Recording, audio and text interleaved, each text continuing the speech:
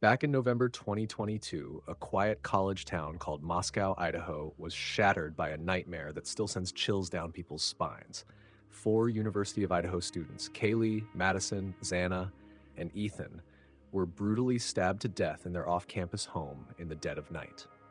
Two roommates slept through the horror, later telling investigators they heard strange noises and even caught a glimpse of a masked figure with cold, bushy eyebrows, a fleeting glimpse of the terror that unfolded inside.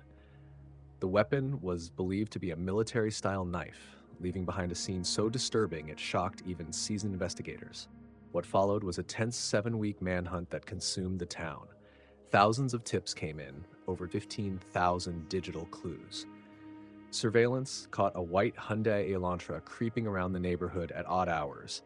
Cell phone records and forensic genealogy finally pointed police toward a name that would haunt the case: Bryan Kohberger, a criminology PhD student at Washington State University. He was arrested on December 30th at his parents' Pennsylvania home, thousands of miles away, as if trying to vanish into the shadows. Now, in a grim twist no one expected, Bryan Kohberger has agreed to a plea deal. He's pleaded guilty to 4 counts of first-degree murder and 1 count of burglary, locking himself away for life with no way out. In return, prosecutors dropped the death penalty. Instead, Kohberger will get 4 consecutive life sentences, plus 10 extra years, and he signed away any right to appeal. No mercy. No second chance. The change of plea hearing is set for July 2nd. Sentencing should follow later this month. And this deal ends it all swiftly, avoiding the dragged-out nightmare of appeals and retrials that can torment families for decades.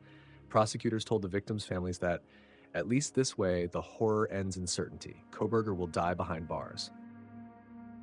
Families have reacted in raw, mixed ways. One grieving mother called the plea a betrayal, furious that he escaped execution. Another family, drained by endless court dates, expressed quiet relief that this may finally close a chapter no parent should ever have to live through. Online, people demanded a real confession. Some pointed out this deal means the families won't have to relive the gruesome details in open court again and again. This plea deal seals one of the darkest cases in recent memory. Just weeks ago, Kohberger's lawyers begged to delay the trial, arguing the avalanche of media attention would poison a fair jury. A venue change was already planned to move the trial far from Moscow's haunted streets. But that's all over now. Bryan Kohberger has admitted his guilt, surrendered his chance to ever walk free, and ended any hope of escaping justice. There will be no jury to sway, no final appeals, no flicker of freedom. For the families, it's a bitter ending. Nothing can bring back the young lives stolen that night.